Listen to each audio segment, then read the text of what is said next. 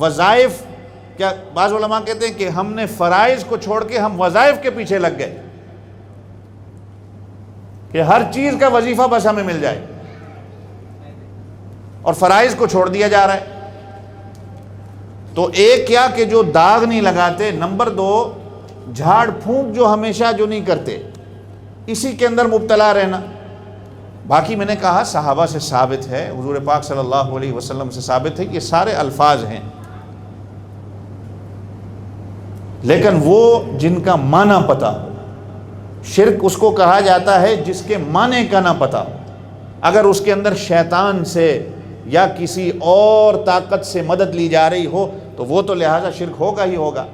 جنتر منتر اگر اس کے اندر ہم پڑھ رہے ہیں تو وہ تو ظاہری بات ہے شرک ہوگا۔ اس کے اندر دیوی دیوتاؤں سے کوئی مدد لی جا رہی ہے وہ تو شرک ہوگا ہی ہوگا۔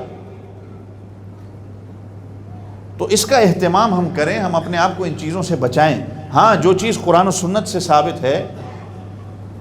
اس کو بالکل آپ کریں، لیکن ہر چیز کے پیچھے نہیں۔ اور تیسری چیز آپ صلی اللہ علیہ وسلم نے فرمایا جو یہ بدشگونیاں نہیں کرتے، یہ بدشگونی سے لفظ نکلا ہے اور جس کو ہندو کہتا ہے کہ ابشگن،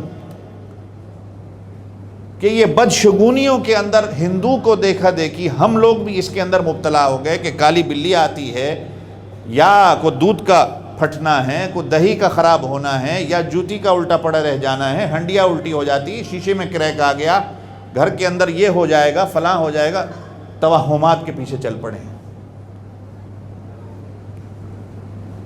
اور چوتھی چیز کہ ان ساری چیزوں سے بچ کے آپ صلی اللہ علیہ وسلم نے فرمایا کہ جو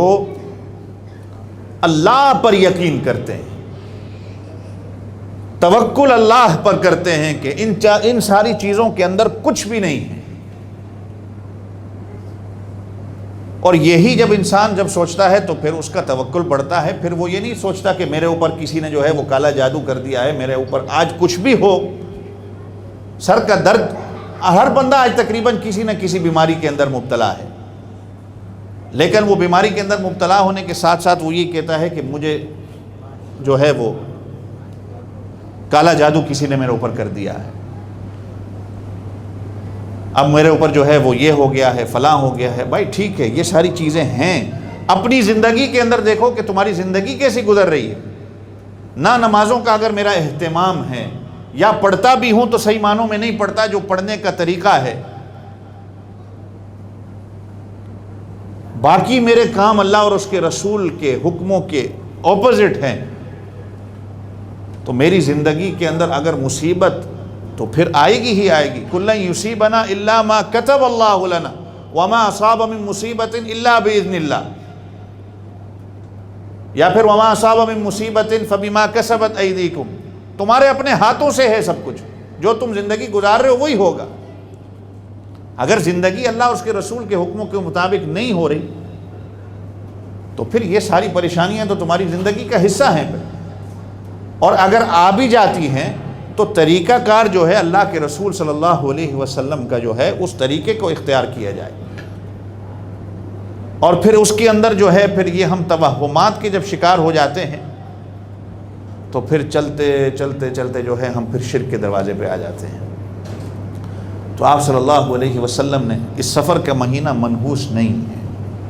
اسی سفر کے مہینے میں اس کے آخر میں ہجرت ہوتی ہے۔ یوں دیکھا جائے گا تو پھر سارے دن آپ کے لیے نحوست والے ہیں، کسی نہ کسی دن کسی کی وفات ہے، کسی کی شہادت ہے۔ اور میں نے گزشتہ مہینے کہا تھا کہ شہادت ہمارے لیے مصیبت نہیں ہوتی،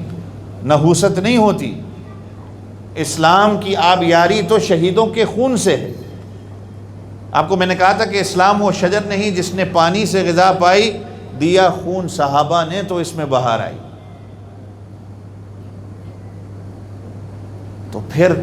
کچھ بھی نہیں آپ کر سکیں گے، پھر آپ بیٹھ جائیں گے۔ اور اچھا بعض اوقات لوگ یہ بھی کہتے ہیں کہ اگر صرف شادی کا سوچا سفر کے مہینے میں اگر انسان یا پھر یہ جو یہ شوال ہے، ذوالقعدہ، اس کو بھی خالی کہتے ہیں، یہ بھی خالی مہینہ، خالی پتہ نہیں کس چیز سے، کیا سمجھ نہیں آتی خالی ہے۔ اب خالی مہینہ ہے تو کہتے ہیں یہ خالی ہے اس میں اگر آپ کوئی اچھی چیز کا سوچتے بھی ہو تو وہ آپ کے لیے برا ہو جائے گی.